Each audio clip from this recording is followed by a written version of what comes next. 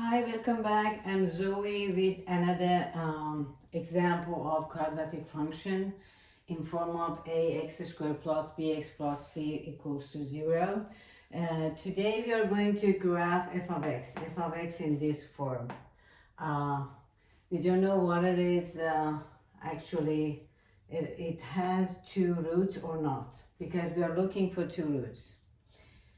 We can simplify this one. F of x, half of x minus 2 squared plus 3 equals to 0. This one is difference squared.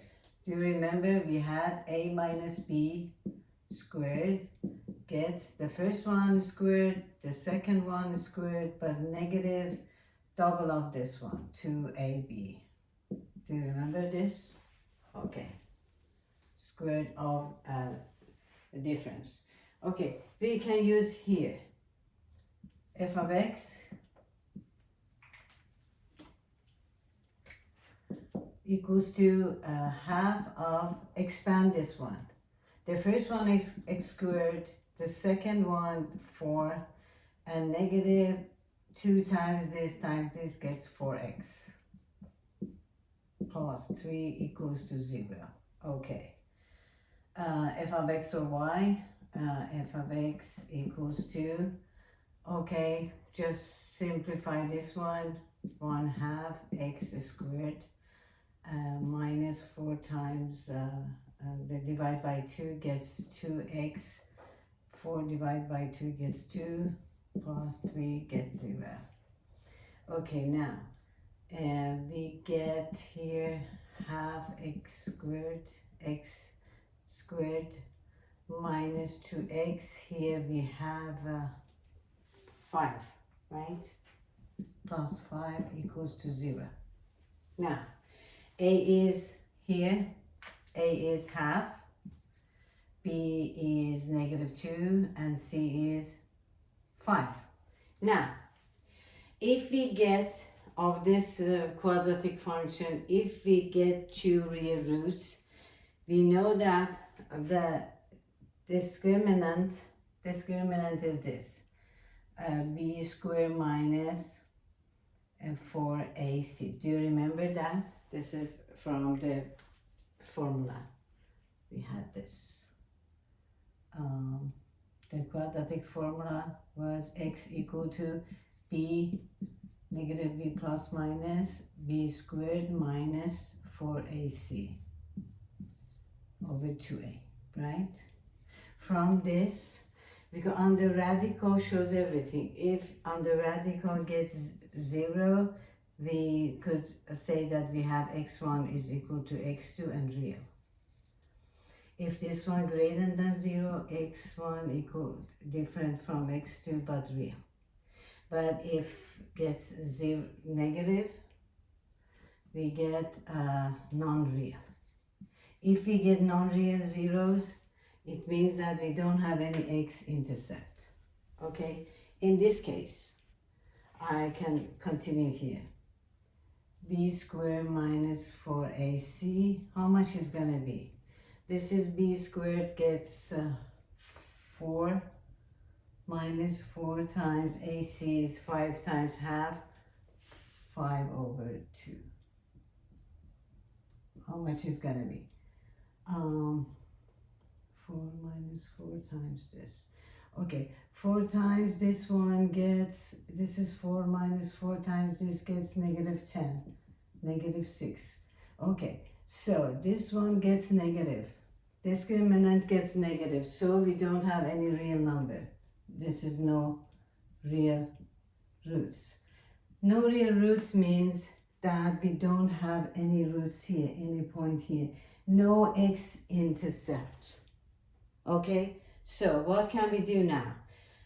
We know that we are going to find vertex.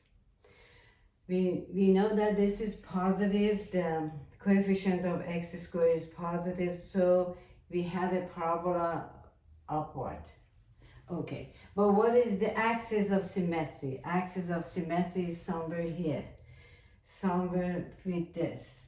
The vertex,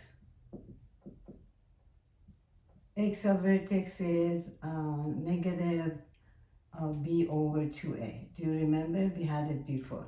Negative b gets 2 plus over 2a. 2 times this gets 1. 2.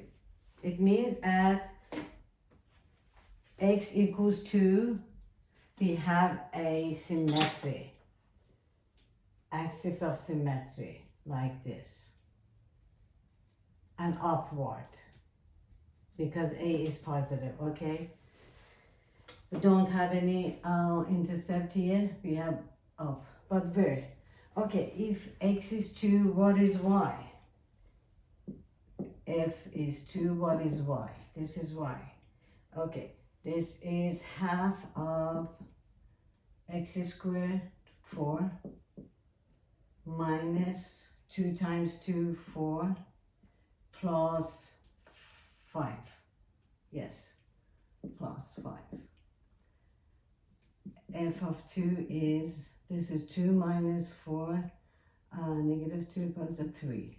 It means that at point 2 and 1, 2, 3, this point 2 and 3, we have vertex. The vertex is here. And everything is symmetric upward.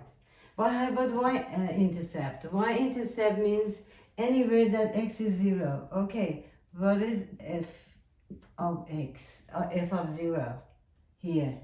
F of 0. F of 0 is, f of 0 gets 0.